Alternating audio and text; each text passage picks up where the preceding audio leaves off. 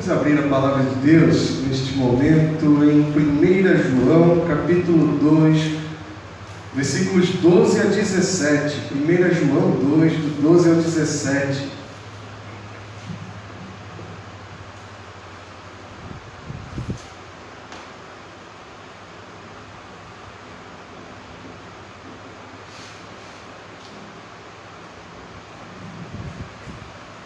João, capítulo 2, versos 12 a 17.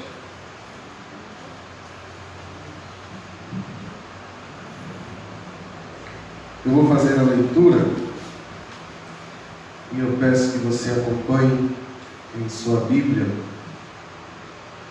Diz assim a palavra do Senhor: Filhinhos, eu vos escrevo porque os vossos pecados são perdoados por causa do seu nome. Pais, eu vos escrevo porque conheceis aquele que existe desde o princípio.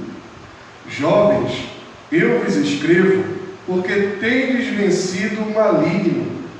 Filhinhos, eu vos escrevi porque conheceis o Pai.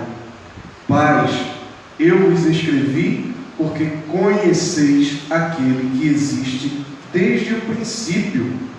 Jovens, eu vos escrevi porque sois fortes e a palavra de Deus permanece em vós e tendes vencido o maligno.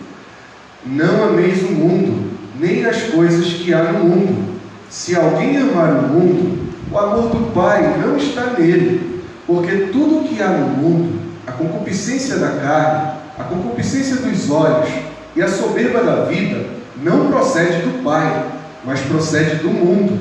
Ora, o mundo passa, bem como a sua concupiscência. Aquele, porém, que faz a vontade de Deus, permanece eternamente. Senhor Deus, nós te damos graças pela tua palavra lida e rogamos que neste momento o Senhor nos dê o entendimento, ó Deus, que o Senhor aplique em nossos corações, imprima a tua palavra nos nossos corações, ó Deus, para que andemos conforme o teu querer, para o teu inteiro agrado, para que andemos na luz, para que andemos em teu Filho, ó Deus, o nosso Senhor Jesus Cristo. E é no nome dele que nós oramos a ti, ó Pai. Amém.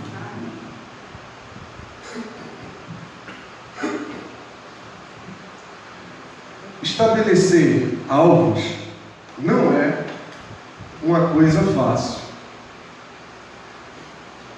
Estabelecer alvos não é uma coisa fácil.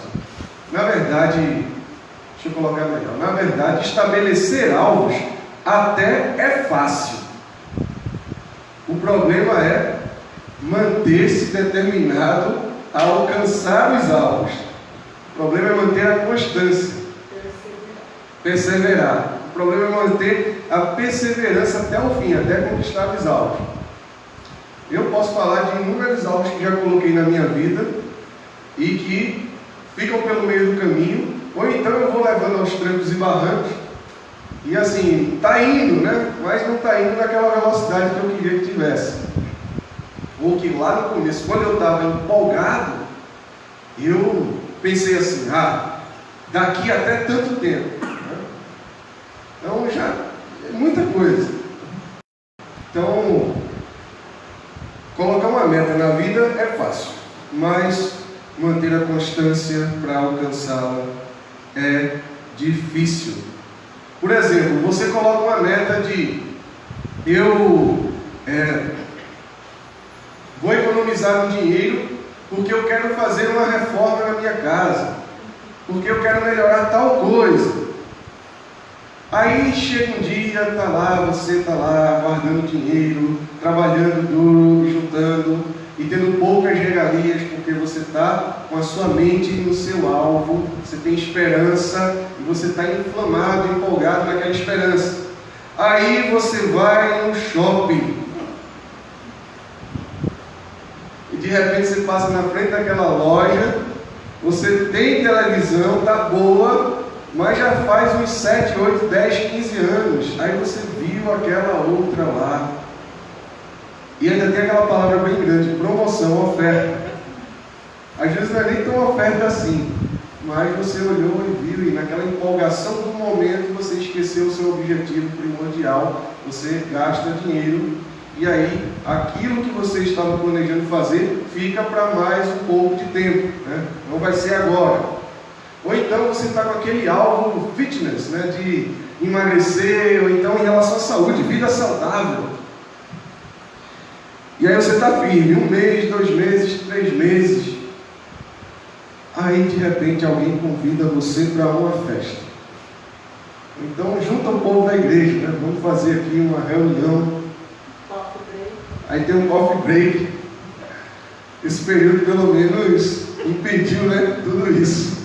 Mas tem aquele coffee break, tem aquele lanche, aquele café, aquele bolo, aquela comida que você ama e que tem a sua irmãzinha lá que faz, que é um primor.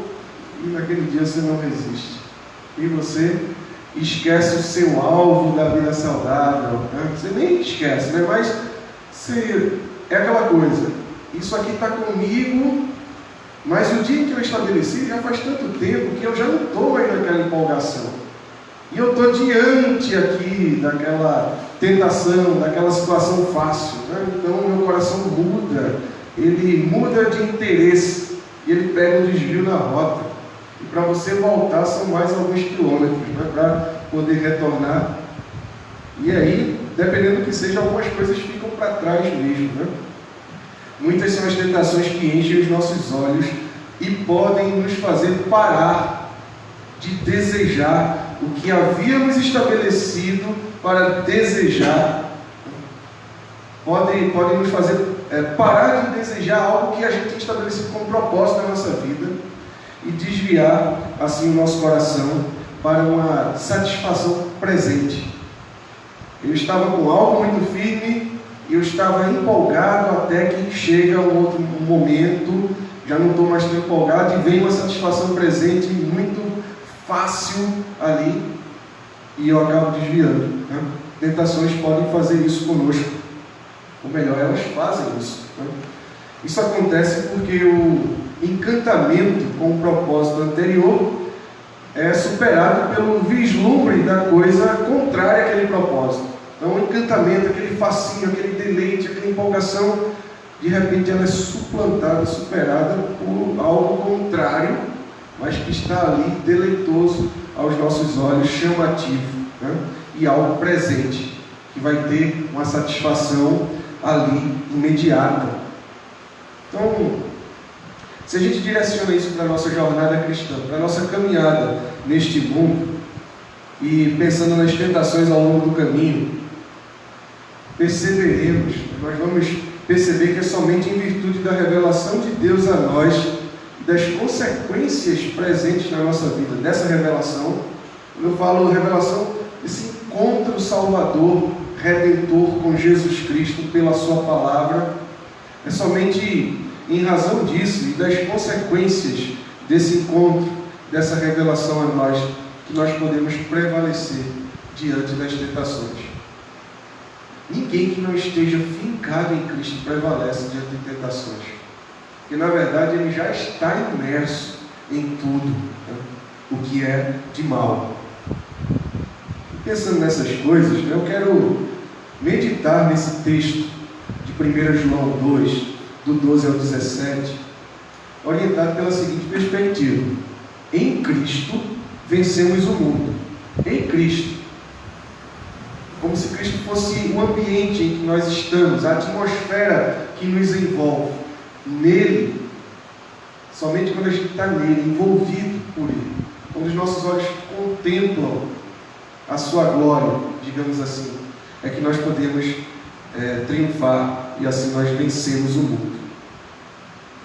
O apóstolo João, ele fala aqui algumas coisas ao longo dessa carta, aí nos capítulos que a gente já trabalhou, né, nos textos que a gente já trabalhou. Ele fala sobre a contemplação de Cristo, ele fala daquele que os seus olhos viram, que as suas mãos tocaram, que os seus ouvidos ouviram. Ele fala da manifestação de Cristo como vida para nós, como vida eterna, e a vida eterna se manifestou. E a vida se manifestou. Ele fala da intercessão de Cristo. Ele diz que Cristo é o nosso advogado, que está diante do Pai e que intercede por nós. Ele fala que Cristo é a propiciação por nós, porque Ele tornou Deus propício a nós, porque Deus está irado com o mundo por causa do pecado, mas por causa do sangue de Cristo, Deus se torna favorável ao pecador que é lavado nesse sangue. João usa uma figura do andar na luz, andar em Cristo, andar na luz, andar na palavra de Deus. É o modo de vida do verdadeiro cristão. Ele fala da confissão de pecados. Se nós dissermos que não temos pecado, nós somos mentirosos e nós fazemos de Deus mentiroso. Mas, se nós confessarmos o nosso pecado, Ele é fiel e justo para nos perdoar. E João fala também sobre guardar os mandamentos. É algo muito comum nos escritos de João. Guardar os mandamentos, guardar a palavra de Deus. E fala do amor aos irmãos vinculado a essa guarda dos mandamentos. Quem é aquele que ama a Deus? É aquele que guarda a palavra de Deus. E o que significa guardar a palavra de Deus? Andar conforme a palavra de Deus.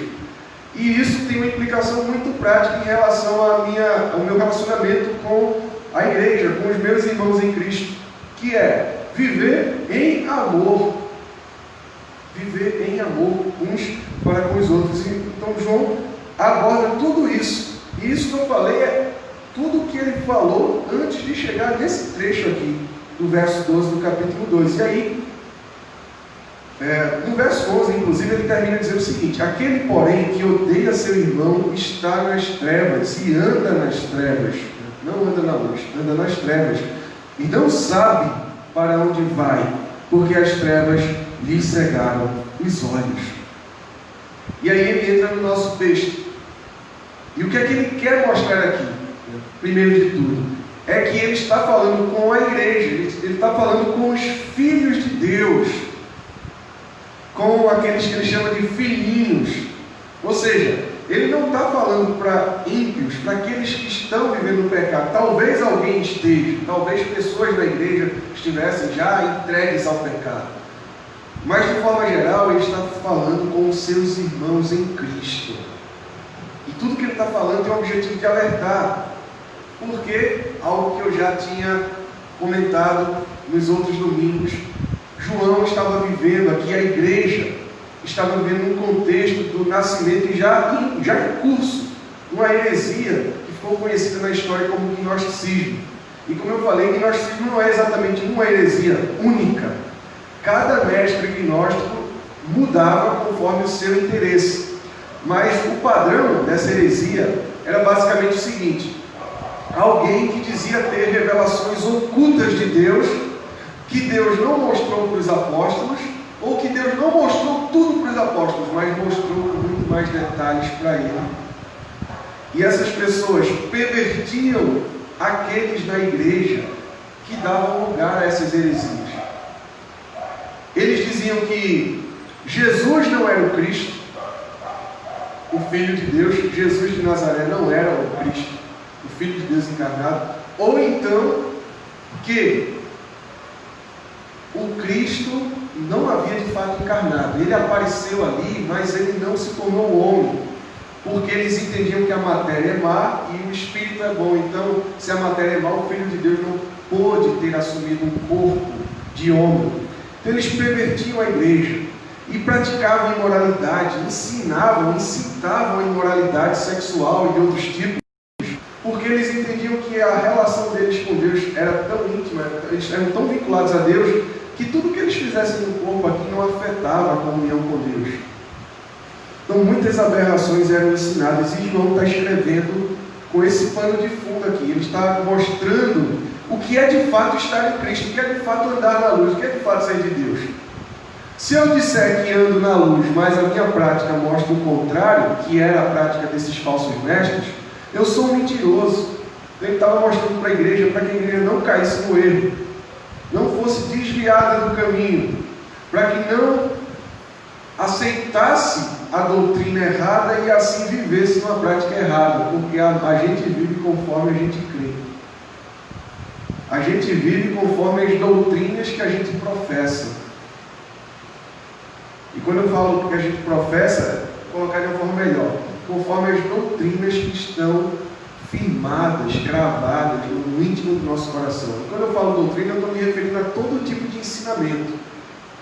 Se eu estiver diante da televisão e eu estiver ouvindo alguém falar, seja numa ficção, seja num documentário, um repórter, e aquela pessoa está falando, e eu estou acreditando e eu estou aceitando, se eu estiver aceitando de verdade, aquilo de alguma forma vai afetar o meu comportamento. Vai afetar a minha prática de vida. O que eu creio de verdade, vai se expressar na minha forma de viver. Então, João tem todo esse pano de fundo. E aí ele entra nesse verso 12. Filhinhos, é um tratamento carinhoso típico de João. É como um pastor e pai. João aqui já tinha bastante idade. É o último dos apóstolos a morrer. Possivelmente, quando ele escreveu os seus textos, todos os outros apóstolos já tinham morrido. E ele diz: filhinhos, eu vos escrevo, porque os vossos pecados são perdoados por causa do seu nome. Eu não estou escrevendo porque eu tenho dúvidas acerca de vocês. Eu estou escrevendo porque os vossos pecados são perdoados.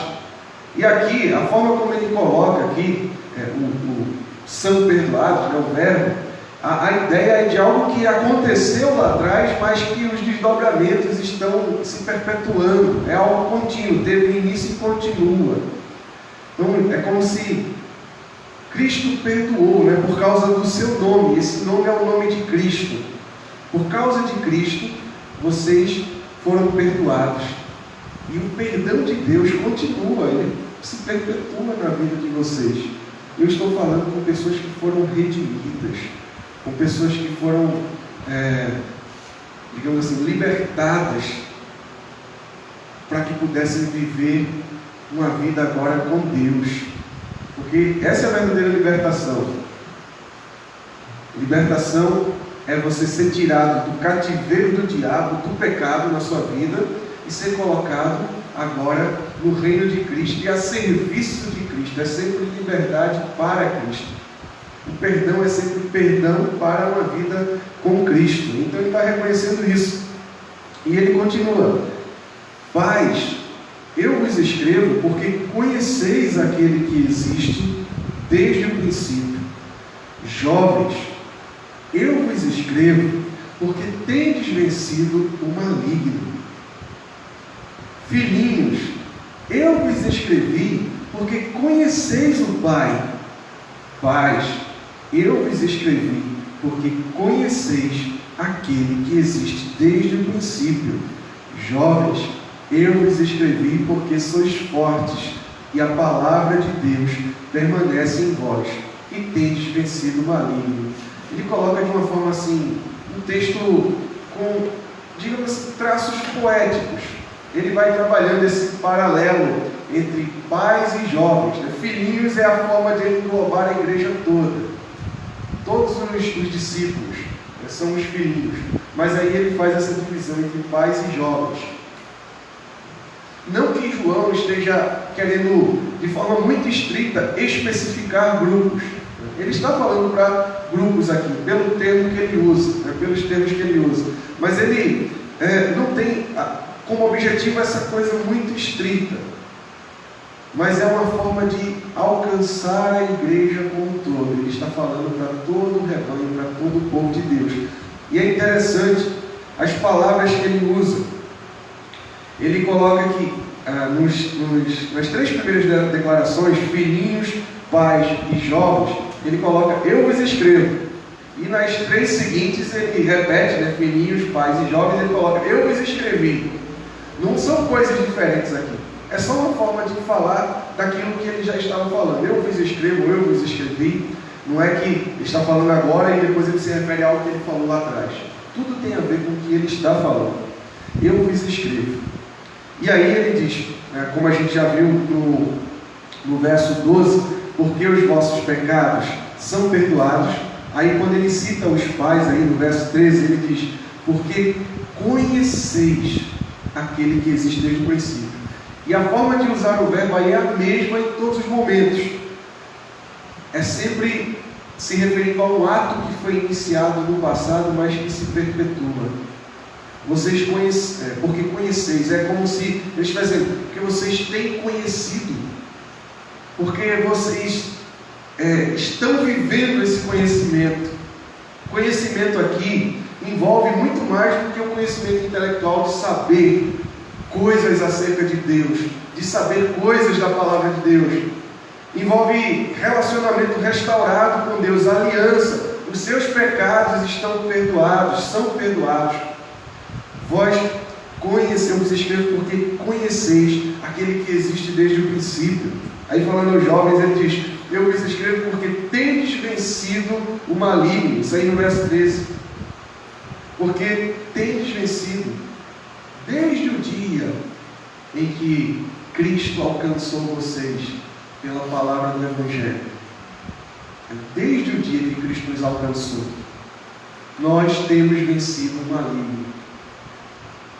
Como eu falei no início, a revelação de Deus a nós e os desdobramentos, as consequências dessa revelação, elas se perpetuam na nossa vida e elas nos capacitam a vencer o maligno.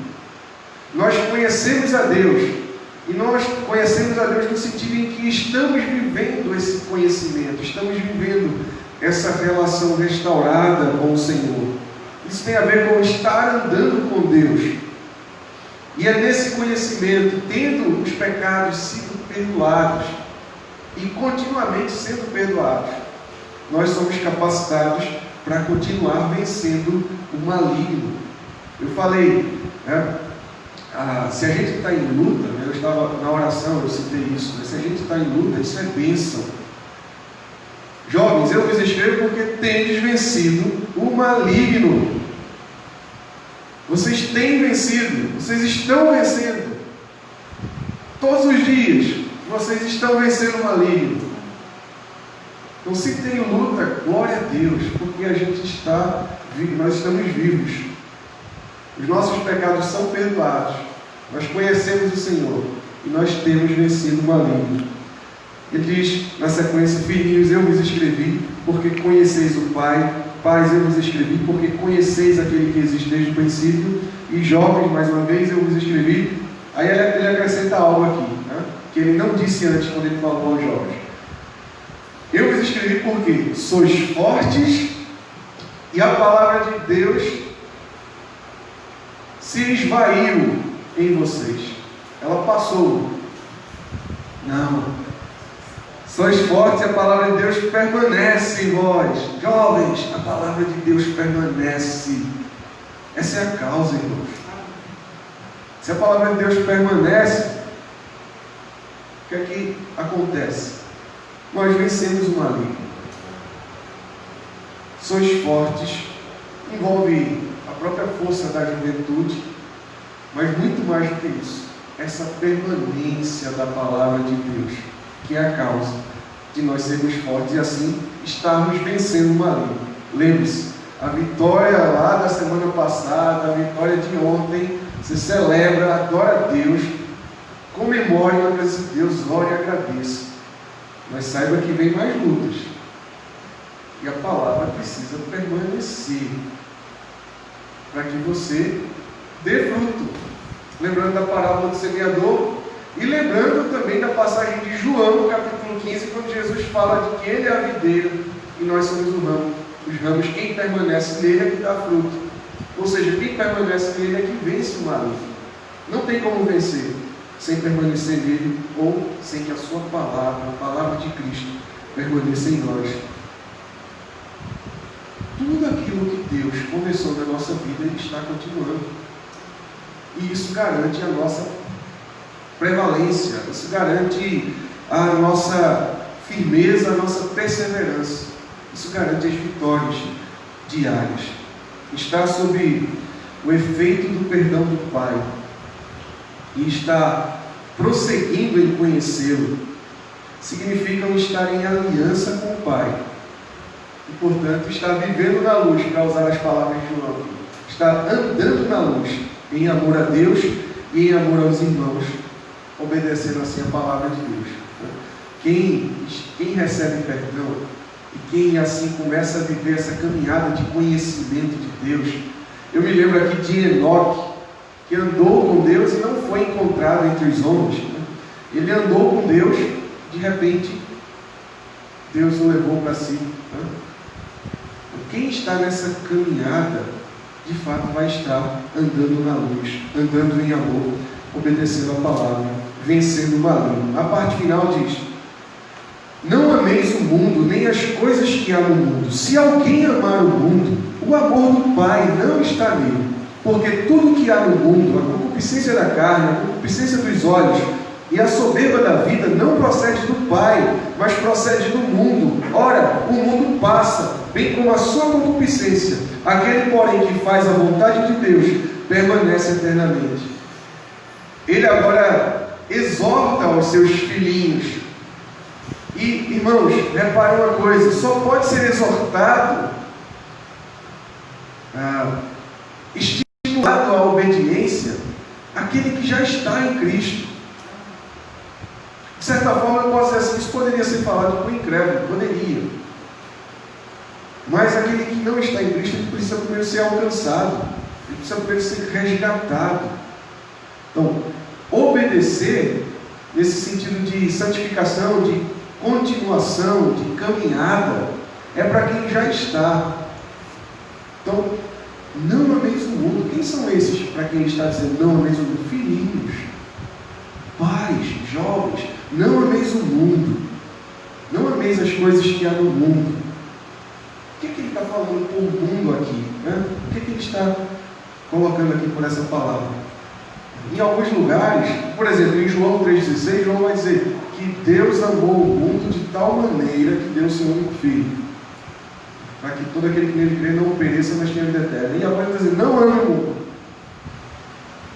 A ideia aqui de mundo é no sentido de todo o conjunto de práticas de vida, de atitude pecaminosa que é manifestada na sociedade, que é manifestada, ou que são manifestadas por aquelas pessoas que estão vivendo sem Deus. Todo, digamos assim, o sistema anticristão, João trata sobre isso nessa carta, que está em atuação neste mundo. Tudo aquilo que é contrário à vontade de Deus. Para isso eu preciso conhecer a palavra, para isso eu preciso guardar a palavra. Não é possível não amar o mundo e vencer o maligno se a gente não tiver na palavra. Então, mundo aqui não é no sentido assim, não ame as pessoas que estão no mundo. A gente tem que amar. Não ame, não se deleite no modo de vida perverso das pessoas que estão vivendo sem Deus nesse mundo. Não se deleite, não coloque o seu coração, não coloque o seu amor nas práticas pervertidas desse mundo. Ele fala da concupiscência da carne, seria os maus desejos, a lascívia, a imoralidade sexual e de outros tipos que surgem no próprio coração. Não dê lugar a isso. Não dê lugar à concupiscência dos olhos, que tem a ver com aquilo que não é exatamente interno, mas é externo, com as tentações fora de nós. Não dê lugar, não se enverede. Na hora que surgir a tentação, não desvie de Cristo para ir no caminho da tentação. Não ame o mundo. E não ame também a soberba da vida, a ostentação, a semente entre os espinhos, as riquezas, a preocupação com bens, a preocupação com ser maior do que o outro. A questão aqui não é que você não possa viver no mundo e desfrutar das coisas boas deste mundo. O mundo é a criação de Deus. O planeta Terra, tudo que Deus colocou nesse mundo aqui. A questão aqui tem a ver com comportamento, com atitude, com vida pecaminosa. Não é eu querer ter, passando por cima do outro, sem me importar com o outro, ou para ser mais do que o outro, soberba da vida. Os outros dois, a concupiscência tem a ver com o desejo. Soberba já é a atitude mesmo sendo expressada. O olhar altivo, a postura arrogante. é aquela pessoa que se acha, né? Qual é o final disso tudo? Ele diz assim que tudo isso não procede do Pai, mas procede do mundo. Ora, o mundo passa, bem como a sua concupiscência. Quem vivia desejando há 100 anos atrás já passou. Imagina as pessoas correndo, matando, roubando, trabalhando igual um condenado porque queria mostrar que era melhor do que o outro. Está todo mundo no caixão. E daqui mais alguns anos, é a nossa geração toda também. E se Deus continuar mantendo esse mundo aqui, daqui a 100, 200 anos, vão haver pregadores falando a mesma coisa para as próximas gerações. O mundo passa, bem como a sua concupiscência. Aquele, porém, que faz a vontade de Deus, permanece eternamente. Enfim, irmãos, em Cristo vencemos o mundo. Precisamos alimentar os nossos anseios por Ele todos os dias, na Sua palavra, com uma vida encharcada de oração, com a meditação na palavra encharcada de oração, uma vida em Cristo, para que nós possamos ser fortalecidos e sermos estimulados, animados aos deleites em Cristo nas coisas do alto, para usar as palavras de outro apóstolo, o apóstolo Paulo, olhando para as coisas do alto, ansiando mais e mais pela vida de Cristo em nós, pela realidade do Evangelho na nossa vida diária. Nós precisamos nos fortalecer na palavra, guardar a palavra. É impossível permanecer na vontade de Deus sem que a palavra de Deus seja nosso alimento diário, sem que as orações encharquem a nossa vida, sem que a gente desfrute da comunhão com os irmãos e com o Senhor diante da sua palavra. Que o Senhor nos abençoe. Vamos cantar ao Senhor e assim vamos orar e encerrar o nosso culto desta noite.